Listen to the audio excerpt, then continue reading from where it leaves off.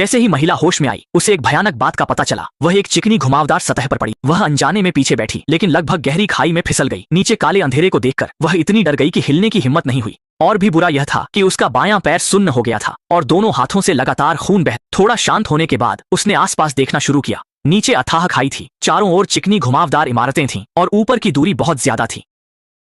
इस समय वह बेहद निराश थी। वह ऐसी जगह कैसे पहुंच गई? लेकिन अचानक नीचे से ट्रेन की सीटी की आवाज आई। वह आवाज बहुत दूर से आ रही थी, मतलब नीचे की गहराई अथाह थी। अगर जरा सी भी लापरवाही से नीचे गिरी तो शायद हड्डियों का भी निशान। और भी बुरा यह था कि इस समय आकाश में अचानक काले बादल छा गए। ऊपर भारी बारिश होने वाली थी। यह देखकर महिला घबरा गई, क्योंकि बारिश होने पर सतह और भी फिसलन भरी हो जाएगी।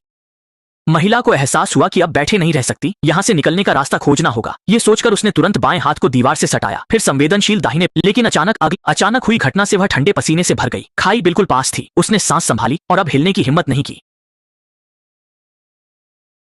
लेकिन इस समय आकाश में अंधेरा छाने लगा था। उसके पास ज्यादा समय नहीं बचा था। खून से लथपथ हथेलियों को देखकर वह जानती थी कि ऊपर चढ़ने के लिए घर्षण बढ़ाना होगा। यह सोचकर उसने दृढ़ता से हथेली को कपड़ों पर पोंछकर सुखाया, फिर लगातार फूंक मारकर खून को जल्दी जमाया ताकि हथेली और दीवार के बीच घर्षण बढ़ सके।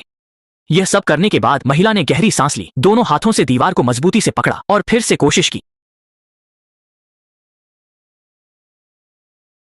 अच्छा, इस बार आखिरकार सफल हुआ, जिससे महिला को आशा की एक किरण मिली। इसलिए उसने फिर से खून पोंछा और वही प्रक्रिया दोहराई। लेकिन कई बार के बाद उसकी हथेलियां खून से लथपथ हो गईं। पर इस समय वह डर गई यह देखकर कि सामने की दीवार पर अचानक खूनी हाथ के निशान दिखाई दिए। उसने सोचा यह उसका भ्रम है, पर जब उसने आंखें बंद कर फिर खोली तो वे निशान अभी भी वहीं थे। ऊपर काले बादल बढ़ते जा रहे थे। उसके पास सोचने का समय नहीं था। खून सुखाने के बाद उसने दोनों हाथ पत्थर की दीवार पर दबाए और पीछे हटी। लेकिन इस बार यह संतोषजनक नहीं था, क्योंकि पीछे का ढलान बढ़ता जा रहा था, जिससे दीवार इस समय उसने अचानक देखा कि सामने की दीवार उसके हाथ के निशान की नकल कर रही थी, पर उसके फिसलने के निशान बिल्कुल एक जैसे थे। महिला को विश्वास नहीं हुआ, इसलिए उसने हाथ दीवार पर दबाने की कोशिश की और सचमुच अगले ही पल सामने वही खूनी हाथ का निशान बन गया। एक बुरा पूर्वाभास तुरंत उभरा। यह कैसी जगह थी? न सपना जैसा न हकीकत जैसा। कोई रास्ता न देख वह कोशिश करती रही, पर पीछे का ढलान बढ़ता गया। चाहे वह कितना भी संघर्ष करे, सब बेकार था। तभी आकाश में अचानक गड़गड़ाहट हुई। महिला कांपते हुए हाथ बढ़ाई और सचमुच अगले पल बारिश, जिसका उसे सबसे ज्यादा डर था, वह बारिश आ ही गई। जल्द ही आसमान से मूसलाधार बारिश होने लगी। बारिश ने दीवार को पूरी तरह भिगो दिया, जिससे पहले से चिकनी पत्थर की दीवार और भी फिसलन भरी हो गई। हालांकि वह दीवार पर जोर से दबाती रही, पर उसका शरीर अनियंत्रित रूप से नीचे खिसकता रहा। इस समय वह पूरी तरह निराश थी। वह सच में बचने का कोई रास्ता नहीं सोच पा रही थी। तभी उसे गले का हार याद आया, इसलिए उसने उसे उतारा और हाथ में लपेट लिया ताकि हथेली की पकड़ बढ़ सके। इस तरह पता नहीं कितना समय बीत गया और जैसे ही दृश्य बदला, घुमावदार सतह पर महिला बिना निशान गायब हो चुकी थी।